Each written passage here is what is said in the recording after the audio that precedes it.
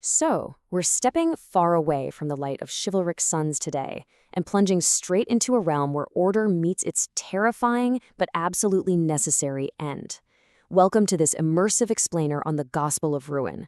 We're going to completely dismantle everything we think we know about heroism, stability, and control by analyzing a genuinely grim, dark Gothic fable. And look, this isn't just some dusty story about fallen kings. It's literally a philosophical blueprint for cosmic evolution. Let's explore the raw, mechanical workings of spiritual rebirth through the lens of pure, unadulterated chaos. Okay, to really set the stage, let's listen directly to the architect of all this chaos. Quote, "I am the untamed, primordial spark that danced across the absolute dawn."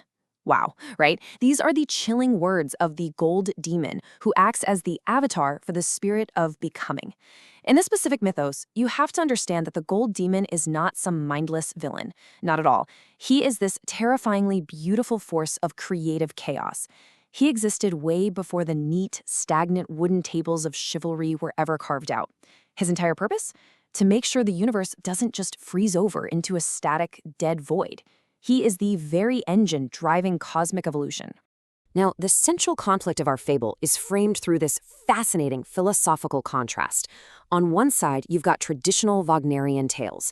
These represent the old world, completely obsessed with static purity, hollow redemption, and stagnant confines. It's safe, sure, but it's entirely dead.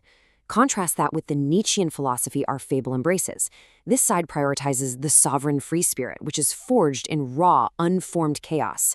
The source material is adamant about this. Without the intense friction of creative chaos, kingdoms drop to absolute zero.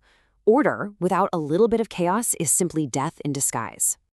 Section 1. The hubris of static order and the fable of the moss-covered monument. To really grasp this hubris, we have to look at the sovereign of the High Kingdom. Picture this.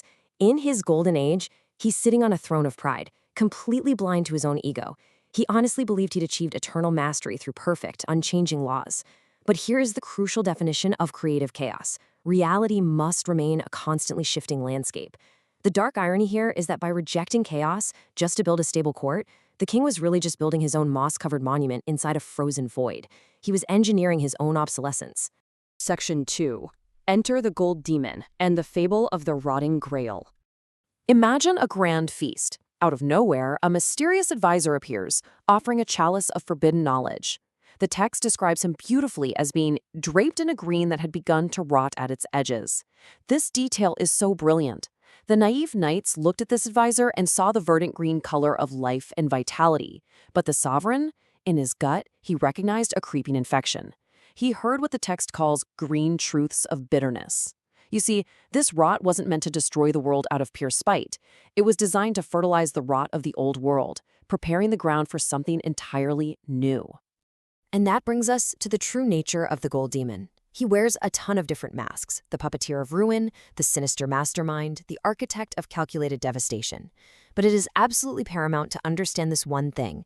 The demon doesn't act out of mere malice. He acts out of cosmic necessity. He looks at the king's hubris and just sees raw clay. So he orchestrates a Faustian descent to trigger a much grander spiritual evolution. He knows, for sure, that true growth demands the terrifying crucible of absolute ruin. Section 3. The plunge into the abyss and the active push. So, naturally, the illusion of safety inevitably shatters.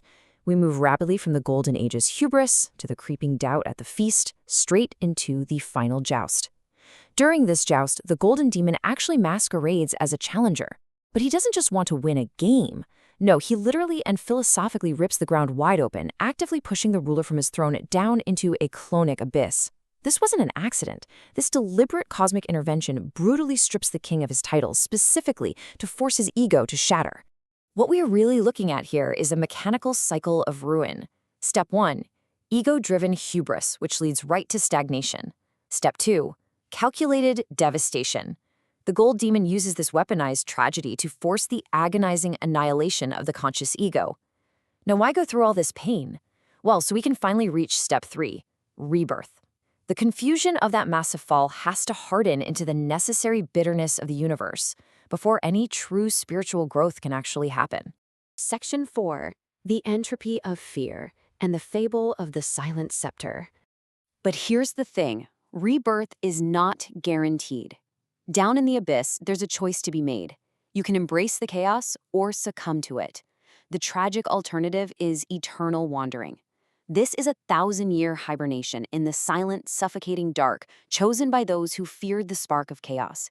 Instead of facing the intense friction required for true mastery, the fallen sovereign just becomes a dormant, silent spark, sitting quietly on a throne of dust. It is the ultimate, tragic victory of the stagnant void.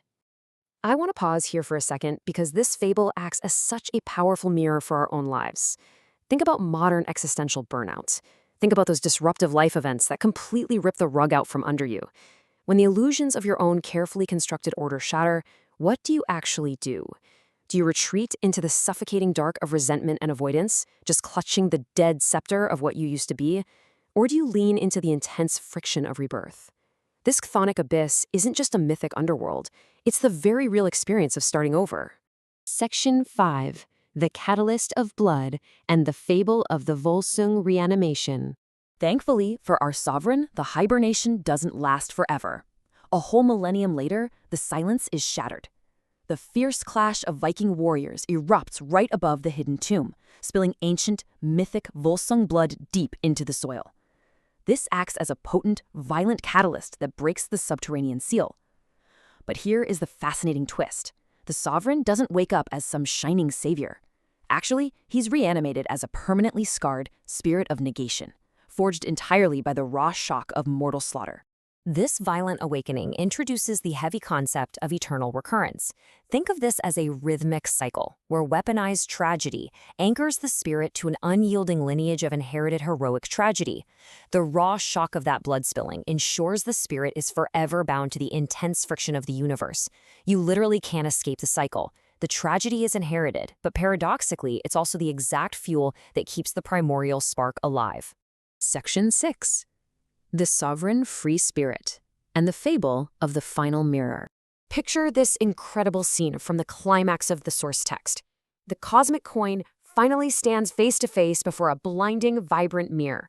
The sovereign, who is now this counterfeit spirit of negation clad in pale twilight motley, looks into the glass, and in that brilliant reflection, he finally recognizes the grand futility of a purely destructive crusade. He sees that just being angry, just negating the world, is honestly just as much of a trap as the stagnant order he originally ruled. To break that trap, he must take the oath of the willing nar, which, fun fact, roughly translates from its Germanic roots to the will of the fool. Taking this oath means fully accepting one's own destructive malice and ruin as the fertile soil required for a grander rebirth. By becoming this fool, he stops fighting the gold demon's chaos and instead forms a philosophical partnership with it. He transforms his tragic Faustian loop into true Nietzschean mastery, finally understanding that yes, the rot was absolutely necessary for the growth. With that massive realization, the chivalry of the sun finally sets, and the dawn of the Dark Age begins. But this Dark Age is definitely not an end. The Round Table isn't destroyed, it's just recast in cold black iron. The Grail isn't lost, it's buried beneath layers of purifying ash. Through the fertile rot of the old world, a brand new grand kingdom arises. It is a kingdom of absolute existential sovereignty, ruled by those who have mastered the cycle of ruin and learned how to truly thrive in the twilight. The Gospel of Ruin teaches us something incredibly profound. Calculated devastation is sometimes the only path to ultimate rebirth. Chaos isn't your enemy, stagnation is. So, I leave you with this final, vital question. When your world inevitably shatters, will you rot in the silent dark, clutching a forgotten scepter? Or will you take the oath of the Willinar, embrace the terrifying crucible of the shifting landscape, and use your very own ruin as the fertile soil for your absolute sovereignty? The choice and the chaos is yours.